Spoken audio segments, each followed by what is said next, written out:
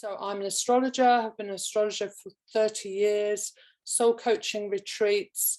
The core of my work, reclaiming our connection to ourself as consciousness, reclaiming the deep, sacred feminine. More on that as we go through. So my background, what brought me to this place? What brought me to write this book, Sacred Pathways? Well, I would say I've lived many lives within one life and had some incredible experiences. And the first part of my life, if we take to the mid to late 1980s, was a journey in darkness, a journey in abuse as a child and woman, a victim consciousness, and not really considering or reflecting on my part in that.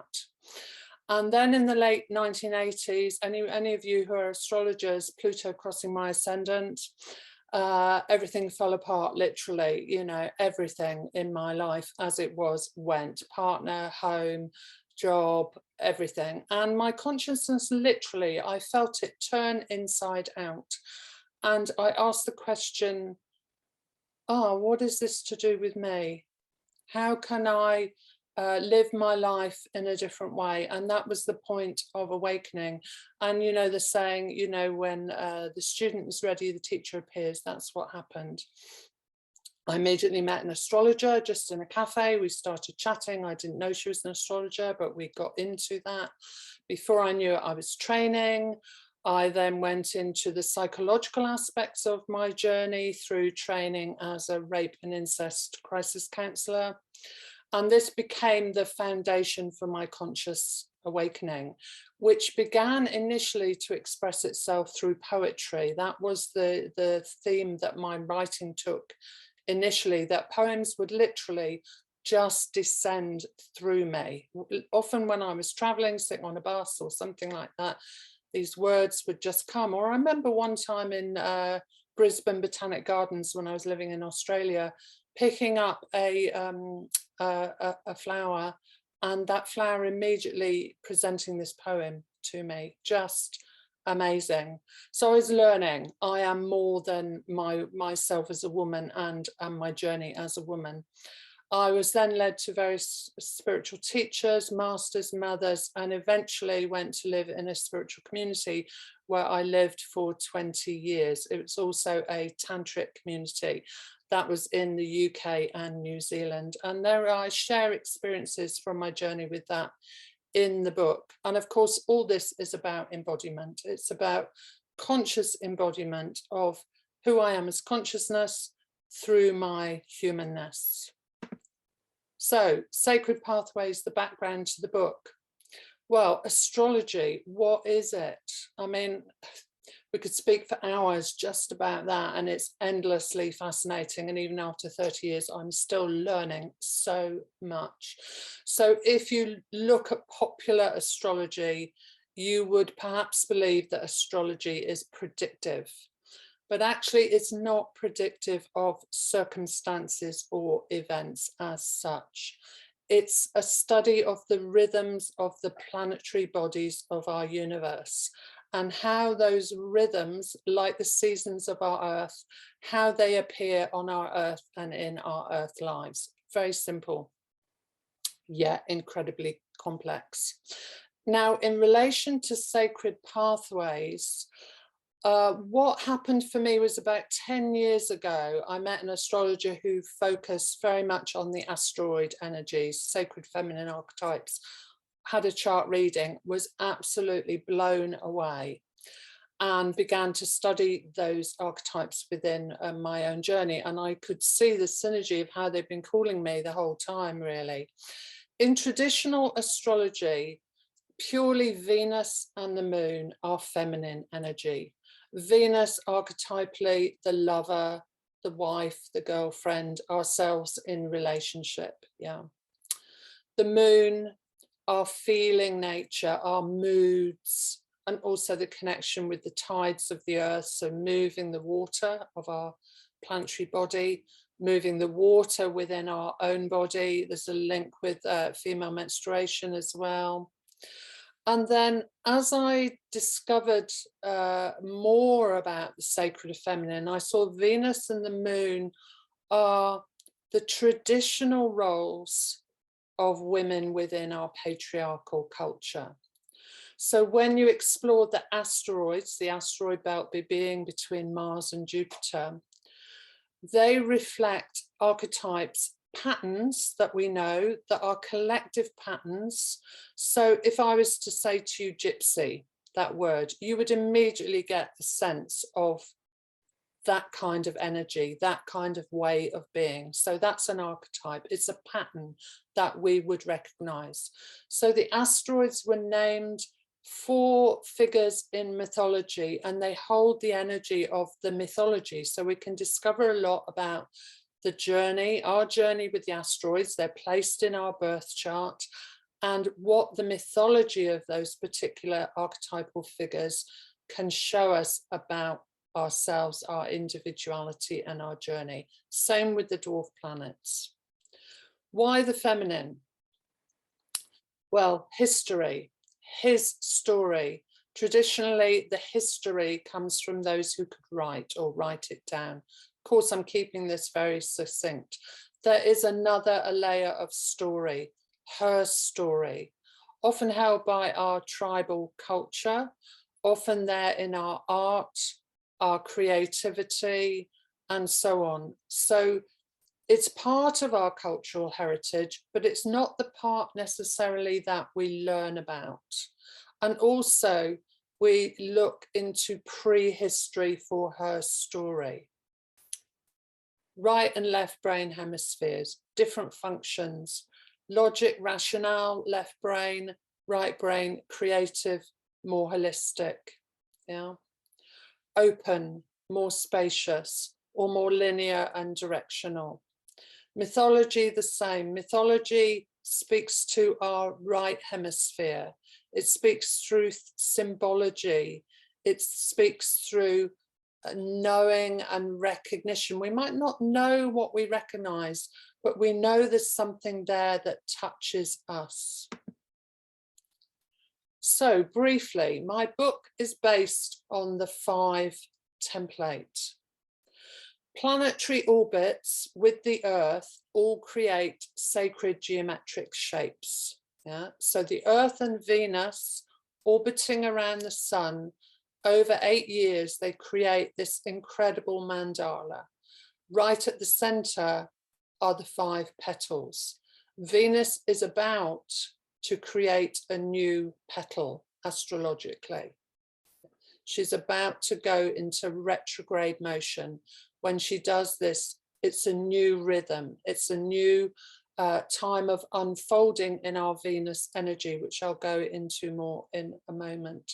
So if we understand these rhythms that the Earth and the planets are making in their orbits around the sun, we can understand more what's happening within ourselves, because it's a reflection. Each planet is a reflection of a certain aspect of our being. Human beings, we're based on this 5 template. 5 senses, 5 appendages to the torso, 5 fingers, 5 toes, 5 openings in the head. Yeah, there's probably more, but those are the obvious ones. And then if we look at these images, we can see that template in nature too, the starfish, the apple core, and the flower. So why 5? Well, here is that 5 petaled template or mandala in terms of the archetypes I've chosen in my book.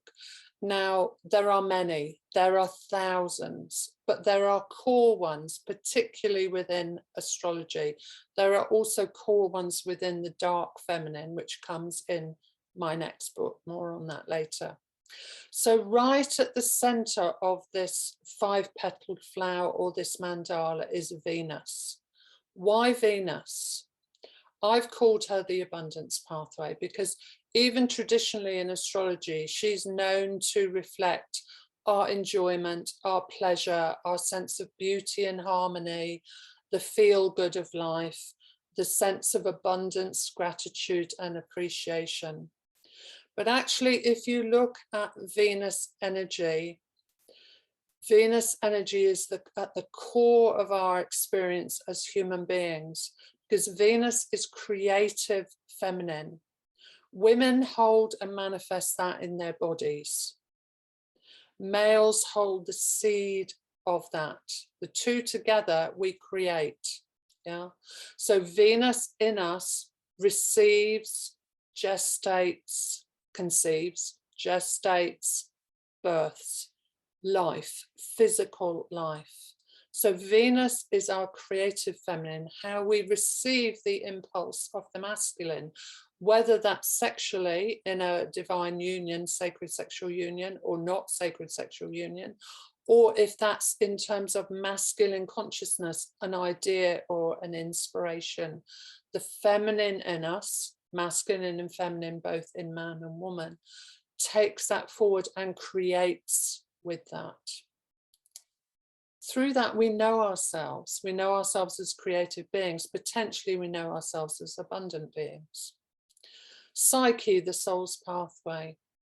Both of these sit at the center because Venus, to me, relates to our humanness, our human creative potential, and how it's linked to divinity. Psyche, the soul's pathway, the journey from innocence into maturity.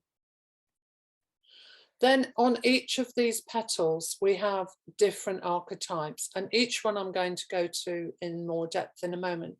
But succinctly, they reflect our relationship with ourself, the reflection of mother and child, the maturing female or the maturing energy in us, partnership, and being out in the world. And each one has a different pathway, a different kind of energy, a different purpose, a different expression. Of course, astrologically speaking, each one of these planetary bodies can be in a different astrological sign. So that again gives them a different flavor. It's like they have their core energy, then they have a different flavor according to what sign they're placed in, what contacts they make with other planetary bodies, and so on. It's like a multi-layered cake. So again, here we come to this wonderful mandala of Venus and the Earth circling the sun. This is the orbit over 8 years that creates this 5-petaled flower, or also known as a pentagram, a 5-pointed star. Duval's Venus. The traditional depiction of Venus, of course, there's the Botticelli one as well, with her being blown by the winds of fate in a seashell, an oyster shell, towards the shore. This is a different one. Traditional Venus, beautiful, attractive, magnetic. This is all the nature of our creative feminine. So Venus themes, our capacity to create and receive. And actually, as I look at that now, receive and create, really, because we receive the impulse, or we receive the sperm, or we receive the inspiration or the idea, and then potentially we take that forward in order to create. Venus rules those realms of pleasure, enjoyment, the sensual experience, nature, our connection to nature, art, music, beauty, the things that touch and move us, our relationship connections, our sense of harmony, being in love, and then our financial abundance and well-being. So if you look at all these things, they're all about fully enjoying our experience of being in a body on the earth and what we can create and accomplish with that. And again, woman as the vessel of creation.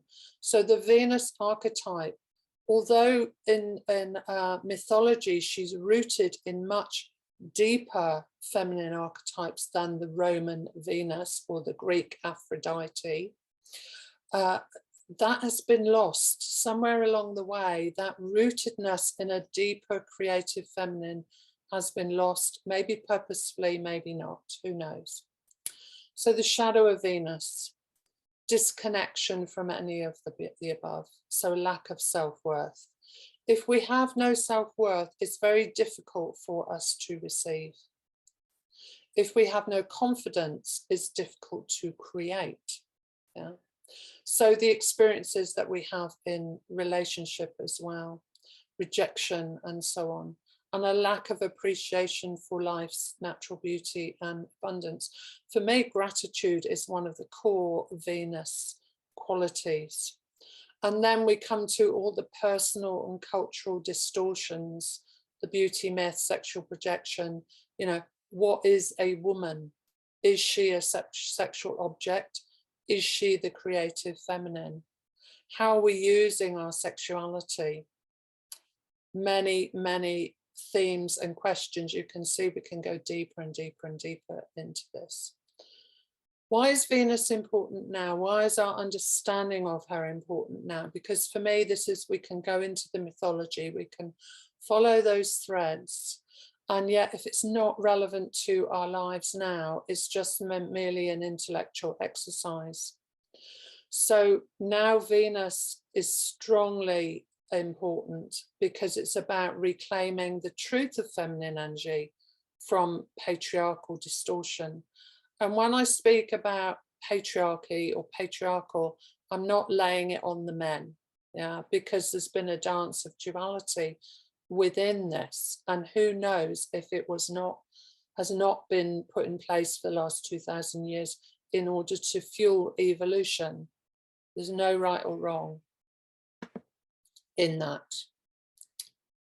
So the soul's pathway, Psyche, our yearning to express, embody and evolve. Does the soul yearn to come onto earth? There's a question.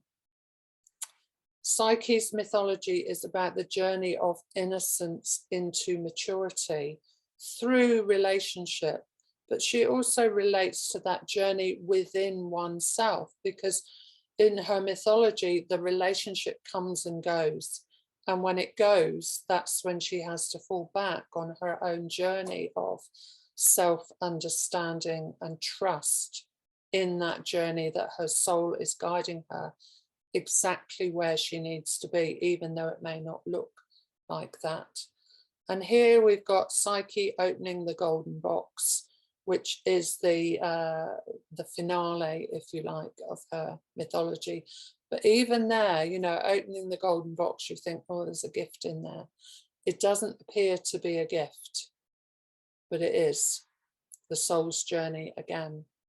John William Waterhouse, beautiful image. So, Psyche's themes, innocence and evolution.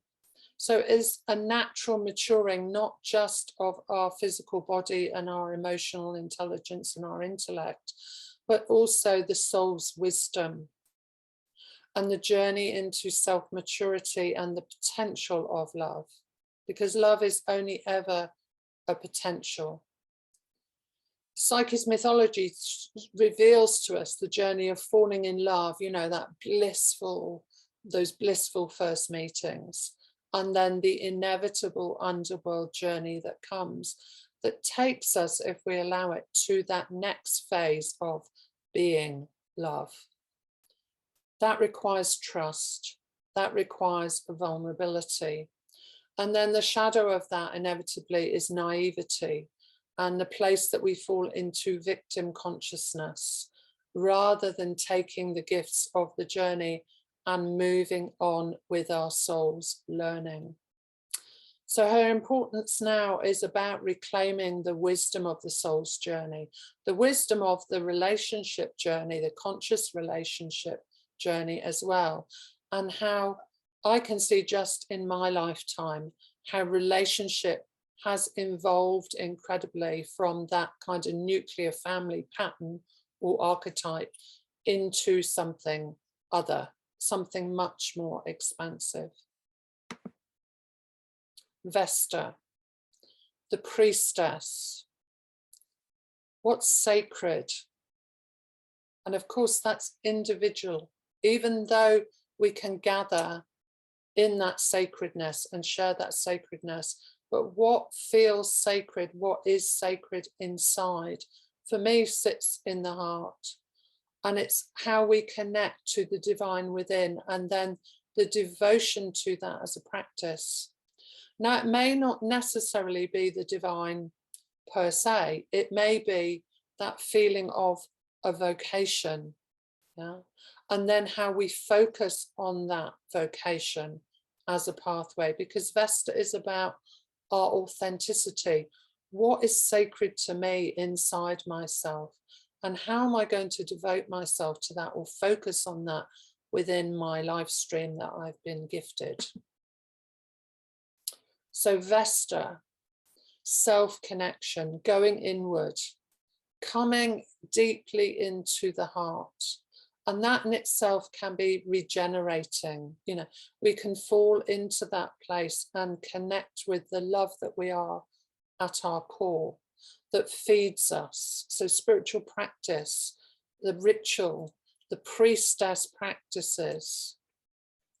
So devotion or focus on our heartfelt core value, what is sacred to us, and how does that want to express itself as a path of service?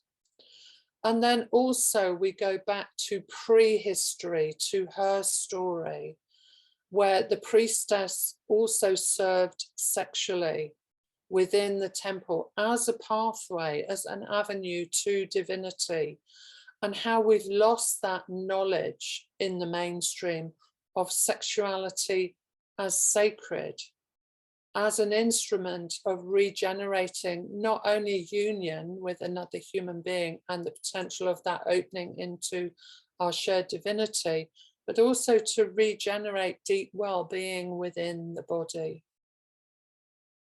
The shadow of Vesta, burnout, of course, focus. Focus can, especially when we're passionate about something, Vesta, the fire in the heart, you know, our focus can burn us out. Yeah, our passion can burn us out. And Vesta also represents those areas where we go too far inward, where we isolate, so become reclusive or go into retreat, or retreat from relationship because of sexual wounding or sexual disconnection. Vesta's important now, reclaiming what is natural. Yeah.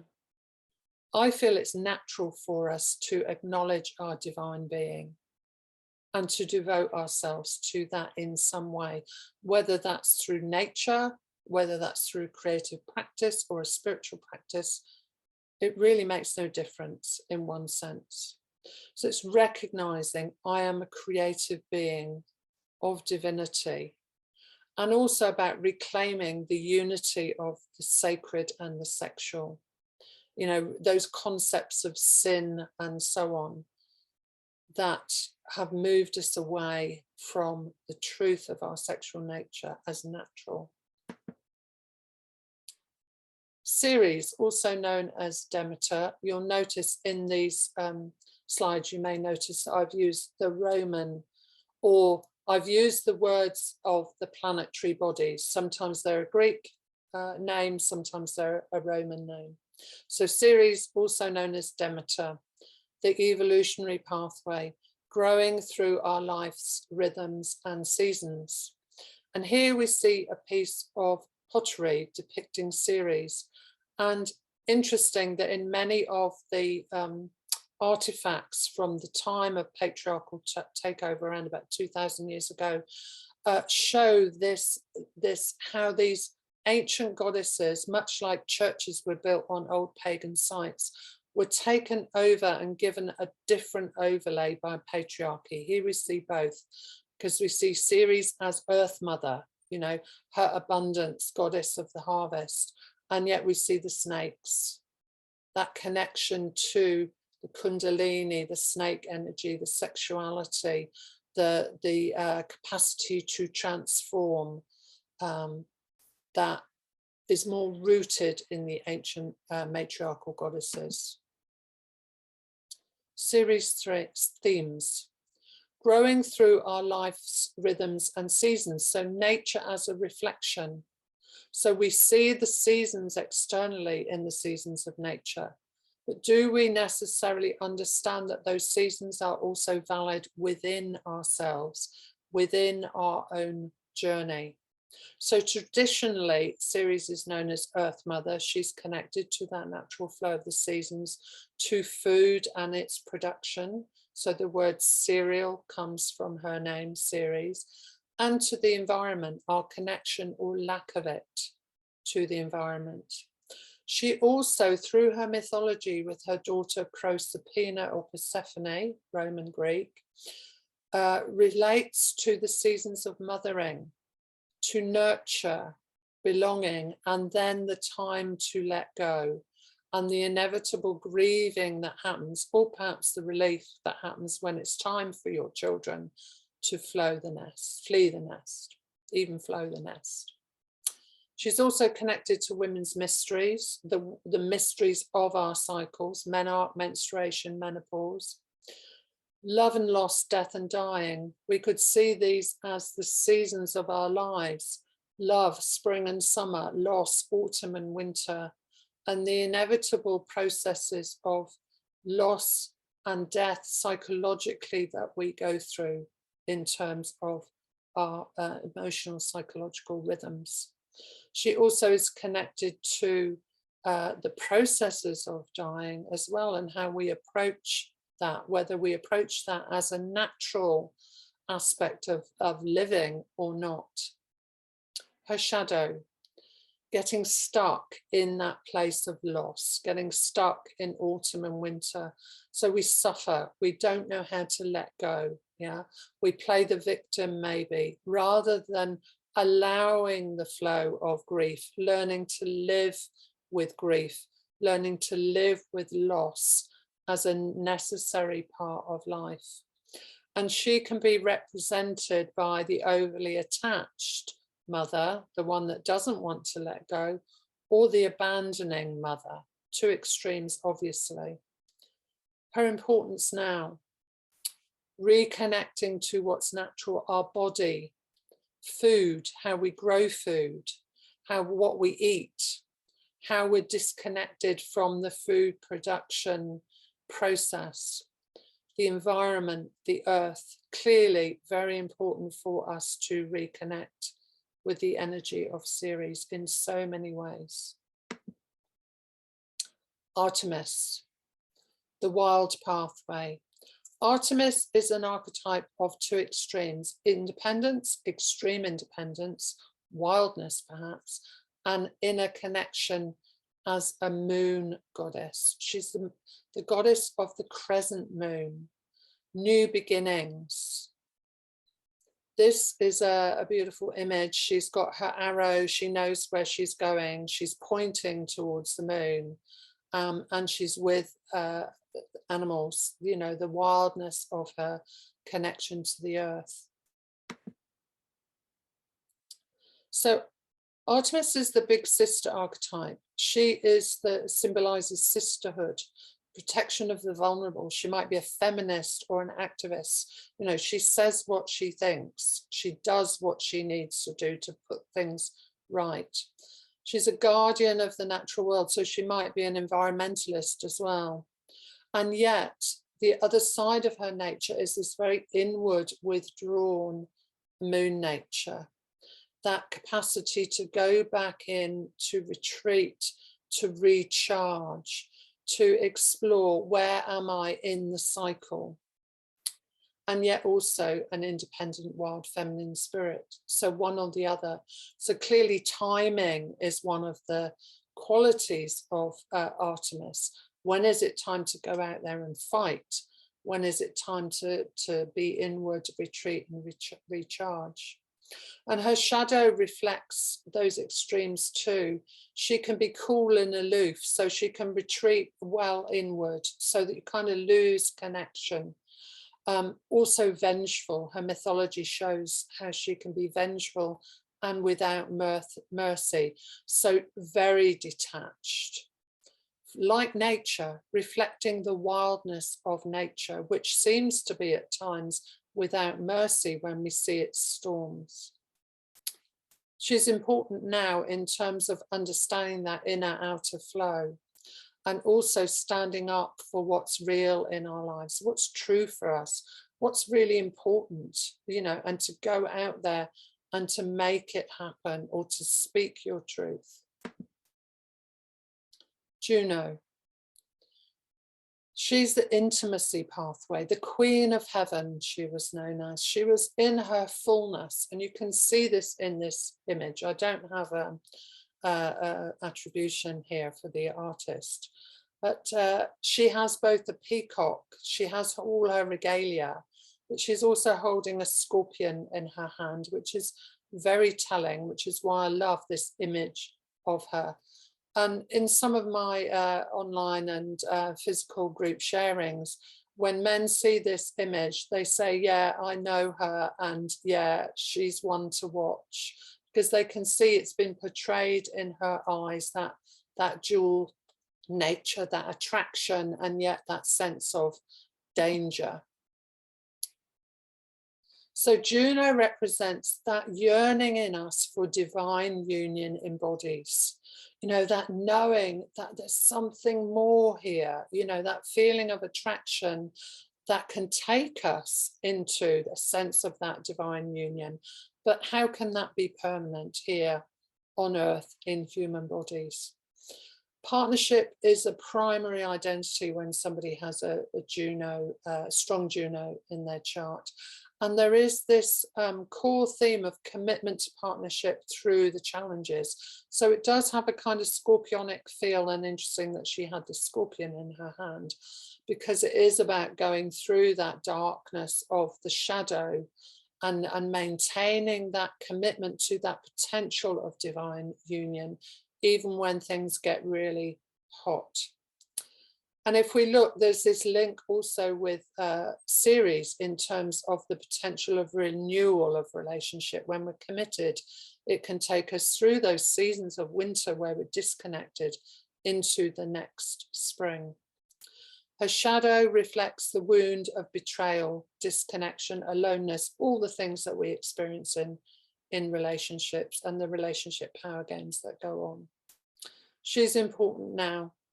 Evolving partnership and individuality. So the union of two individuals. Remember, Juno is Queen of Heaven. She already knows who she is as a woman, or as a goddess. She wants that met by her consort, by her king. And that divine union that she knows inside herself to be reflected in partnership. Athena, Pallas Athena, the purpose pathway. So engaging your unique contribution in the world. Two images here. Athena by Klimt. We can see here the warrior goddess of wisdom. And then Athena by Susan Seddon-Boulay, a much more connected to matriarchal consciousness Athena, because Athena in the patriarchal view was born from her father's head. She's a protector of the patriarchy, but actually her roots are in the much deeper matriarchal goddesses, and maybe she was just one different expression of feminine nature through rational, logical, goal-orientated, patriarchal, masculine intelligence. So Athena reflects how we make our contribution in the world, the work that we do, the vocation we have. But within ourselves, she reflects the evolution of feminine intelligence. And this is very strong through her mythology, which I don't have time to share with you here. But she reflects the journey from instinctual intelligence through rationale to holistic intelligence. So what's the difference? Rationale, holistic intelligence. Rationale, goal-orientated, directional, one-pointed, not interested in the periphery, yeah? Holistic intelligence, more like a web, yeah? Aware that every action I take, even every word I speak, has an influence, an impact on the whole web, yeah? We can see how her intelligence is really needed now when we look at the web of life. So seeing the whole picture, pattern orientation, strategy. So when we can see the whole picture, we can come up with a strategy. She was a guide and friend to heroes, a protector of the people, a guardian of the arts. So again, these are all expressions of her holistic intelligence and the gifts of healing, that capacity to be an expanded consciousness, to understand the disconnects and how things can be reconnected. Her shadow plays out in head over heart, achievement over love. So we can see her, you know, in, say, a woman who goes into the corporate world, how sometimes she has to disconnect from her instinctive, intuitive feminine intelligence to go into that more rational, goal-orientated world. Maybe she learns to take her instinctive, intuitive feminine intelligence into that world with her. This is what we need now. Holistic intelligence, understanding that we are guardians of the whole web of life on earth, combined with goal orientation and direction. So feminine and masculine intelligence working together in synergy. So a quick zoom through Sacred Pathways, Discovering Divine Feminine Archetypes in You.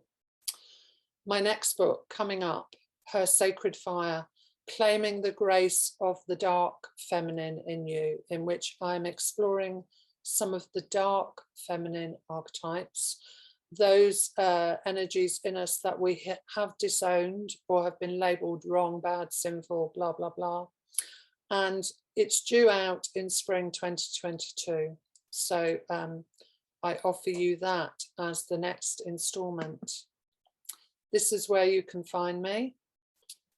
In Watkins Bookshop, my website. I'm also on Amazon, on Facebook, Instagram. You'll find me as Whole Woman. On that note, let's have some questions.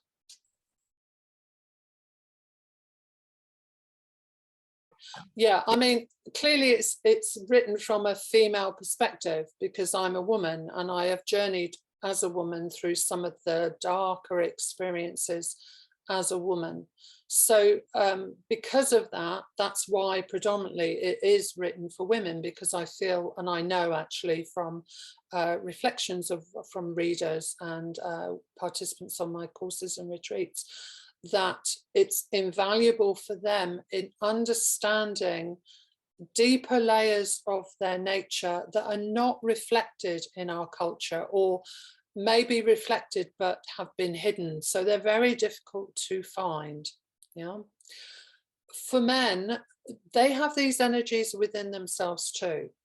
When I work with a male with his astrology birth chart, we look at the feminine archetypes in terms of how his feminine energy expresses, but also in terms of the kind of woman that he attracts or is attracted to, because they may not be the same thing. Yeah, because what we're attracted to isn't necessarily what we attract. So it helps him not only to understand his own feminine nature, but the kind of woman that he interacts with, you know, where she's coming from in those deeper layers of her being potentially. So it's useful for men to read. Absolutely, I would recommend it for men to read, and maybe I will put that in the intro to my to Her Sacred Fire, that actually maybe it's essential for men to read it, because my view on this and the evolution of men is that we need to know and understand more about what makes us tick within that realm of gender. Yeah, the shadow side of Juno is where we go through those partnership patterns that are uncomfortable. Yeah, So there may be a pattern within the relationship, the way that we're relating, or there may be something within oneself that is a wounding, say, from childhood, where maybe we have a fear about being vulnerable, or we have a sexual wounding. So we are not in our fullest capacity to be able to open Venus energy and receive, again, Venus energy, in order that we can create conscious evolving partnership. So these archetypes, although they stand on their own, they are interlinked. We can't really separate them out one from the other, because Venus is our capacity to love. She's our self-worth, or our lack of it. So again, she's at the core. Juno then shows how we work with that in relationship. We heal that in relationship. Now, when I talk about commitment in partnership, and I'm pretty sure this is in the book somewhere, I don't mean sticking with it if you're in an abusive relationship. The Juno archetype doesn't mean that you don't remove yourself from a relationship that's not healthy. Yeah. It may be, if she's strong for you, that you stick with it long before you need to let it go, which is something that I understand in my journey as a woman, that I stuck in there much longer than was healthy for me. But it's recognizing what's happening in that shadow play within partnership, because often we will attract someone with similar or opposite patterning to us, where there's a perfect setup. You know, it's kind of the soul's game, if you like. There's a perfect setup for the patterns both in both partners. For me, is there enough commitment to love within the relationship is the key question, beyond playing those partnership power games. So succinctly, self-knowing. So knowing when I've got too on a roll with something, you know, my fire, for me, it's like when my inspiration is running me. That's when I've gone into the extreme of Artemis externally. And in that I can disconnect from my need for quiet, for my need, think about the moon, reflective space, my need for being rather than doing. Of course, you can work the other way. You know, I can also go too far into being, too far into just letting things flow, moon nature, yeah, and fail sometimes to recognize when I need to act or move out, yeah, act on something. So again, it can reflect that more withdrawn, reclusive energy, the inward, we go too far in, or we go too far out, we get on a roll, you know, we get, there's a word I'm looking for that's beyond passionate, you know, we get obsessive about something and can't let it go, you know, and in that there's a potential that our fire is too strong. We burn ourselves, we burn others, yeah. And then it may be that we're forced to retreat or to go inward or to stop. Yeah?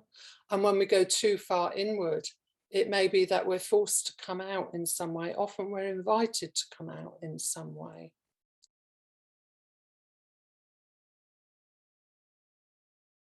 Certainly some that are more relevant than others.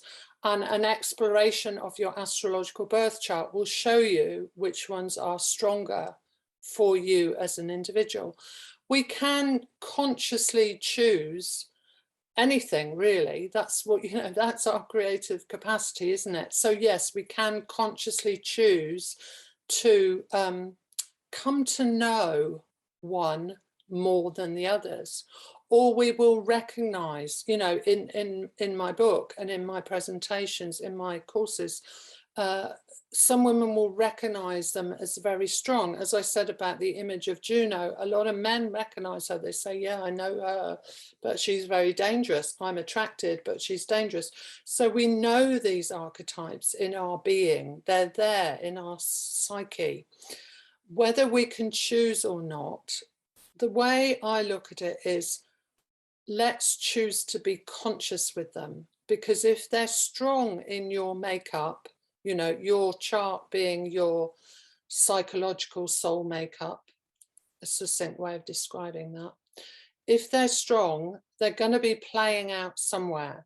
And if you're not awake to that archetype, it may well be playing out on a shadow level. Whereas coming to know and understand that aspect of yourself is coming into your strength with that. So for instance, if there's one conjunct Sun, the Moon, or any of the personal planets, you will naturally be expressing that in some way anyway. So, you know, choose to become conscious of how you're playing that energy and what the gifts of that energy are. The gifts will often be found in the shadow, but we can also consciously choose to develop and step into the gifts of that archetype as well. And understanding it, this is my experience of reflections I get from clients. When somebody comes online on Zoom with me, which is the way most of my consultations happen now, having that reflection of their inner nature, the things that they kind of know about themselves but haven't necessarily appreciated or valued, is very, very powerful. Because here is somebody who doesn't know them. I'm just in an interaction with them on their birth chart, and the three work together within a consultation to reveal the beauty of their individuality and the places where life is encouraging them to grow and evolve. So I've kind of gone off track a bit there, but I think somewhere in there, I may have got to the core answers to those questions. I hope so. Absolutely. I mean, it was a combination of my own knowing, my own experience through, you know, my own chart, also through astrology, but my experience as a woman, my experience with astrology, my experience of my journey as a woman, my experience within tantric community, and the experiencing the divine union of masculine and feminine within that community. And then also for the book, the research that kind of helped to bring it all together. So in the back of the book, there are also various resources, you know, books that people have written from archaeological perspectives and so on. So I just found it fascinating and a real privilege actually to be able to bring all of that together in terms of my own self-understanding and my soul's journey understanding, but also, you know, the journey of humanity. Because, for instance, if we look at Athena, you know, many feminists would say, oh, you know, she was a tool of the patriarchy, born from her father's head, you know, protector of the heroes and so on. But actually, when you look at her, she is rooted in something much deeper. And maybe that play of being born from her father's head was about feminine intelligence evolving to also encompass the tools of rationale, goal orientation, direction, and so on, in order that we could synthesize, you know, the right and the left hemispheres. So for me, that's one possibility. I don't know the answers, but I'm curious to explore them with those who are also curious.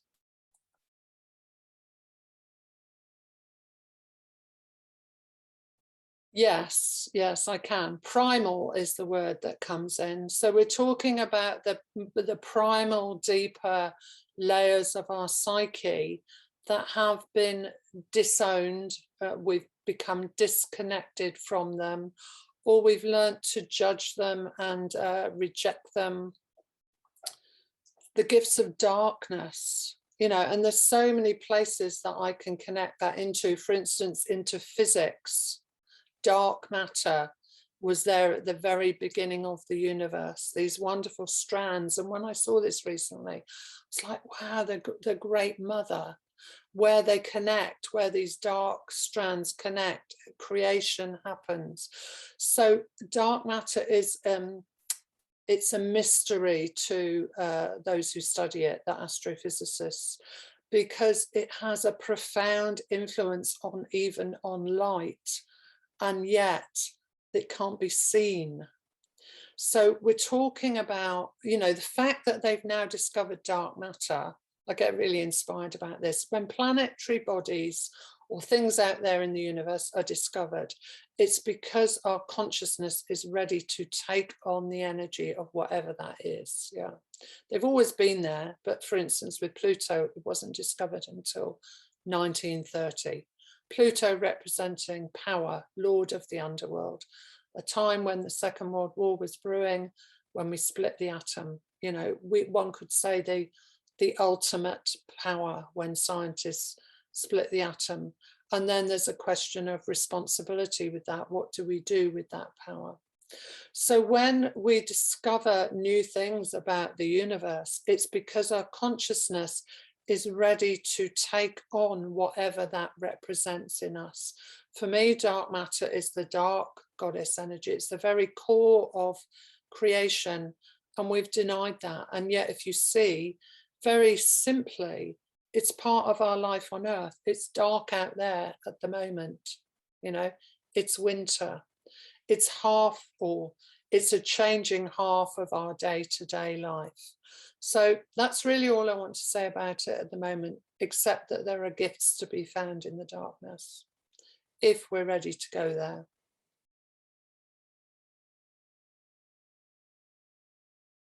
It's a multi-layered cake again, but Venus-Pluto, for me, the deepening of our feminine wisdom, because Venus-Pluto is in Capricorn. We have the first conjunction happening on the 11th. What's that, 2 days' time? Then we have another one on Christmas Day, because Venus is going retrograde on the 19th. We have another one, I believe it's February. The whole period takes us through to March. At the same time, Venus is aspecting Neptune as well, a different kind of archetype. So again, when I'm looking at these connections between planetary bodies, and again connections with our psyche, I'm looking at the archetypal themes. Venus-Pluto has a particular archetypal theme, Pluto being lord of the underworld, Venus being how we love, how we feel about ourselves, our enjoyment in life, our pleasure in life, and so on. Pluto, the great transformer. So there's something brewing around a core Pluto, transformation Pluto, in our way that we relate to ourselves and others through this Venus-Pluto conjunction. Bring Neptune into the picture and you have another layer on the cake, because nothing exists in isolation. So you bring Neptune in, Neptune's strong in Pisces. Yeah. We then next year, at the end of this period of Venus retrograde, and when she's passed over her retrograde shadow, we have very strong opening, one could say beautiful, harmonious, new beginning aspects happening in the sign of Pisces. Again, multi-layered, I could go into so many places with this. So that Venus-Pluto on its own can look quite dark, you know, but we are facing a dark time in human history. We've only got to look at what's going on collectively and how it affects us, how we feel personally, Venus, yeah. And then, so Pluto is helping us to let go of what we need to let go of. Our more surface enjoyments, perhaps, and pleasures, yeah, or the places we think a bar of chocolate or a glass of wine is going to do it. I'm being a bit facetious here, but nonetheless, it's relevant. Neptune opens that out to what truly inspires you, what truly fulfills you. It brings, when we've been through the Venus-Pluto journey, which can be a purging, yeah, it brings us the gift of that purging. It brings us the expanded consciousness that comes from that purging. So particularly because this Venus-Pluto conjunction is in the sign of Capricorn, I've related it to our Dharma.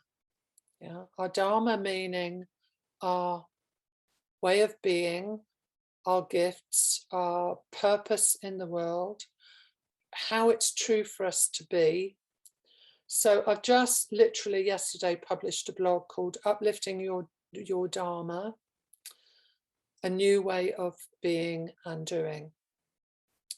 So we're letting go of our old ways, our old structures. Pluto in Capricorn's been happening since 2008, collectively and personally. Our old ways of being, our old structures, our old ways of managing, organizing, controlling are being decimated. Venus comes along, connects with Pluto, offers us the capacity to receive something new. Neptune joins in with that in the spring. Can I just say thank you to everyone who's attended? I haven't seen you. I don't know where you are, who you are, or whatever, but I'd just like to say thank you.